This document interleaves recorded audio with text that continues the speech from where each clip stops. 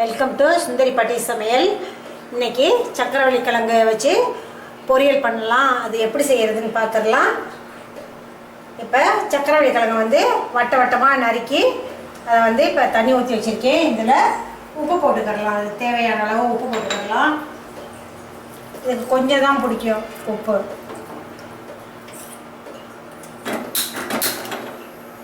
கேஸை ஆன் பண்ணிவிட்டு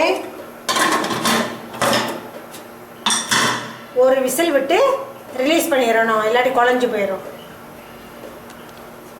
ஒரு விசில் வந்து ப்ரெஷர் ஃபுல்லாக ரிலீஸ் பண்ணி விட்டுட்டு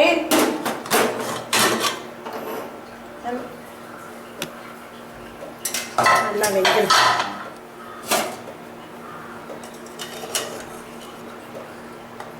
2 கிழங்கு போட்டேன்.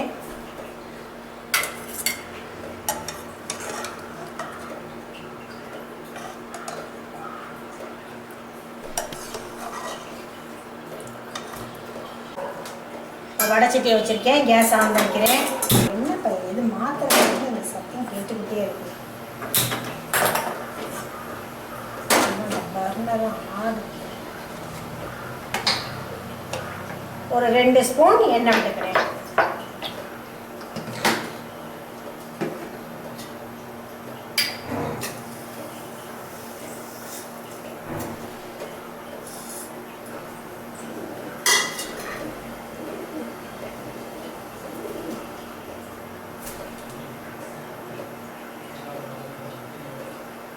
எண்ணெய் காஞ்சிருச்சு. ஒரு 1/2 ஸ்பூன் கடுகும் ஒரு 1/2 ஸ்பூன் உளுந்தம் பருப்பும் இதில் போட்டுக்கிறேன்.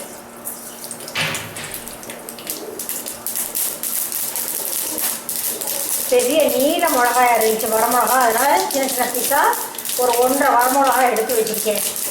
கடுகு வெடிக்கட்டும். உளுந்து நல்லா செவக்கவும் இப்போ இதை ஆட் பண்ணிக்கிறேன். மிளகாய்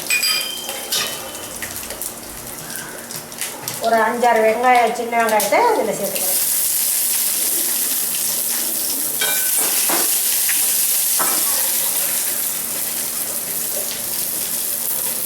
கருவேப்பிலை கொஞ்சம் போட்டுக்கிறேன்.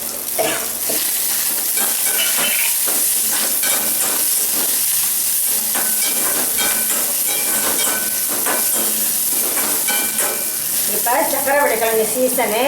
நம்ம சாதாரணமாக உப்பு போட்டு அவிச்சு சாப்பிடுவோம். இது இந்த மாதிரி தாளித்து சாப்பிட்டா நல்லா வித்தியாசமாக நல்லாயிருக்கும். சாப்பாட்டுக்கெல்லாம் வச்சுக்கிடலாம். சாயந்தரம் ஈவினிங் ஸ்நாக்ஸாகவும் டீ டைம் ஸ்நாக்காகவும் வச்சுக்கிடலாம். அந்த இப்போ காரக்குழம்பெல்லாம் வைக்கிறோன்னா இந்த இது வந்து சைட் டிஷ்ஷாக வச்சுக்கிறதுக்கு நல்லாயிருக்கும்.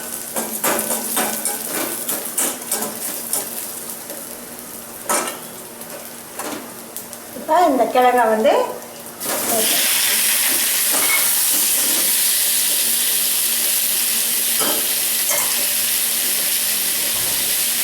தேங்காய்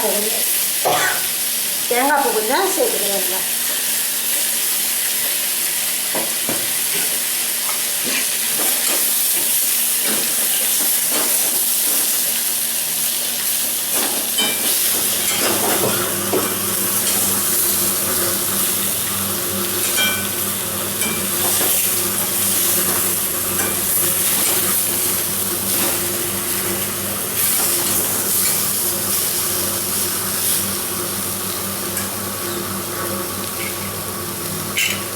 கேஸ் ஆஃப் பண்ணிக்கிறேன். நம்ம தைப்பொங்கல் 1ஆம் தேதி பொங்கல்லாம் செய்வோம்ல, அதில் இந்த காயெல்லாம் இடம்பெறுங்க. கண்டிப்பாக இந்த மாதிரி செஞ்சு சாப்பிட்டு பாருங்கள். இந்த வீடியோ உங்களுக்கு பிடிச்சிருந்துச்சுன்னா சப்ஸ்கிரைப் பண்ணுங்கள், லைக் பண்ணுங்கள், ஷேர் பண்ணுங்கள். தேங்க்யூ.